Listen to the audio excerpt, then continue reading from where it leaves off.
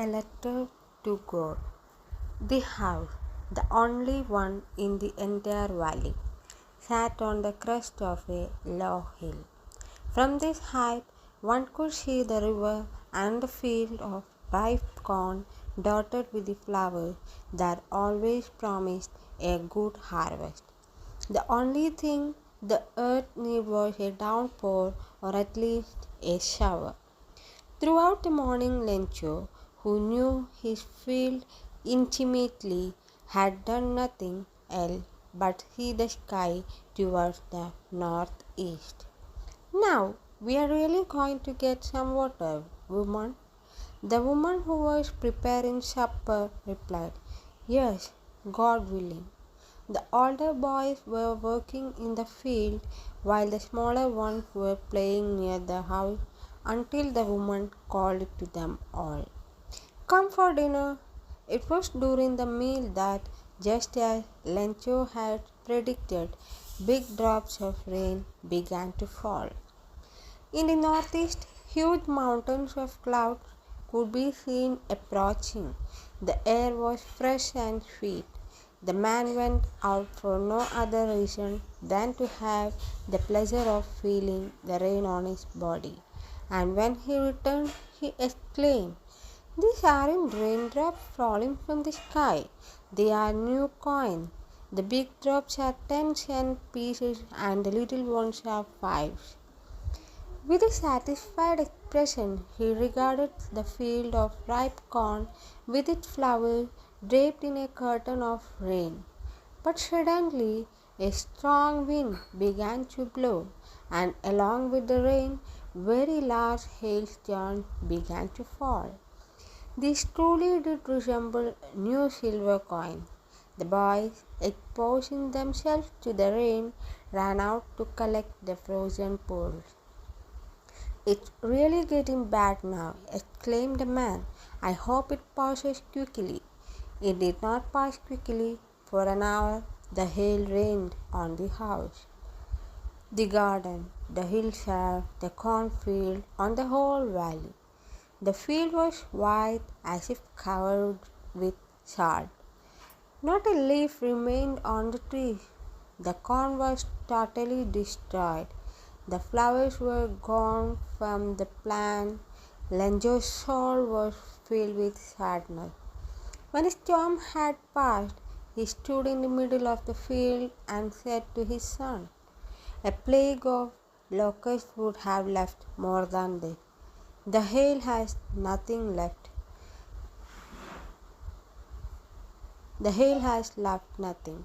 This year we will have no corn. That night was a sorrowful one.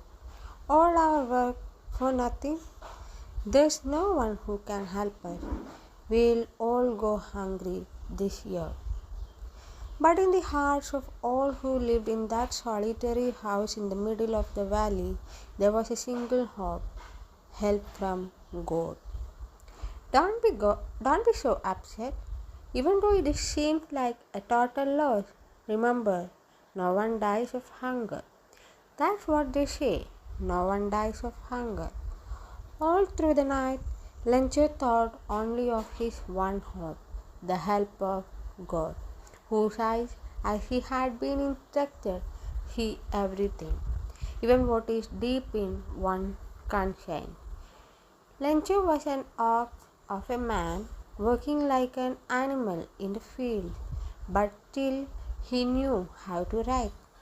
The following Sunday at daybreak he began to write a letter which he himself would carry to town and place in the mail.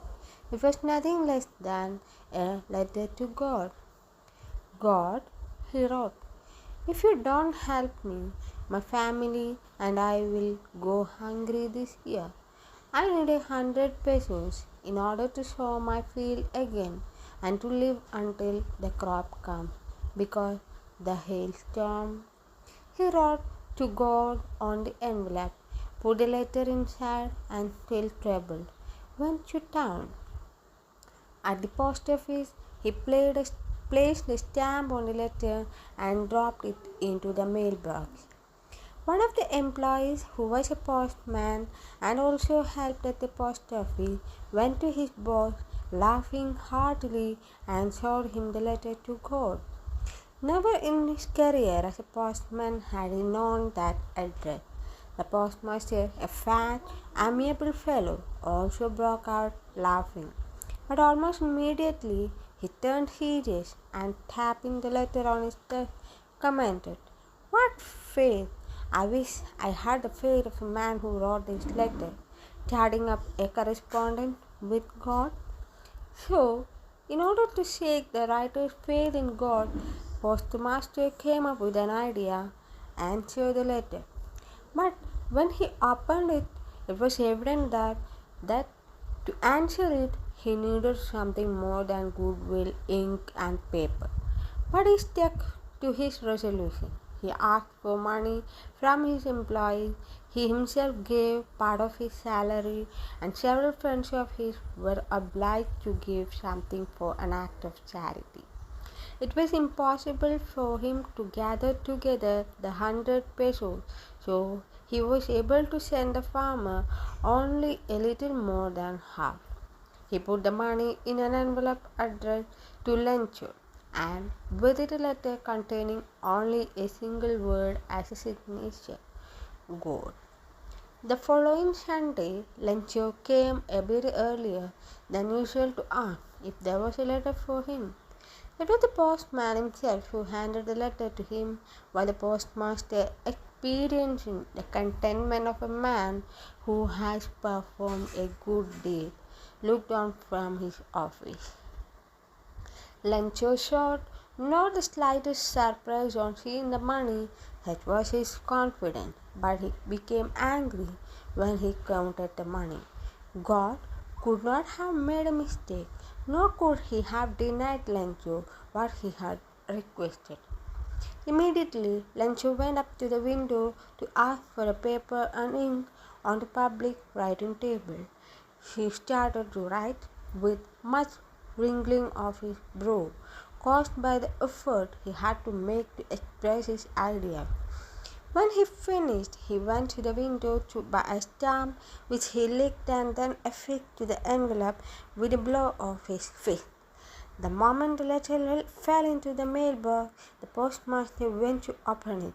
It said, "God, of the money that I've asked for, only 70 pesos reached me. Send me the rest, since I need it very much. But don't send it to me through the mailbox, because the post office employees are a bunch of crows." Lancho.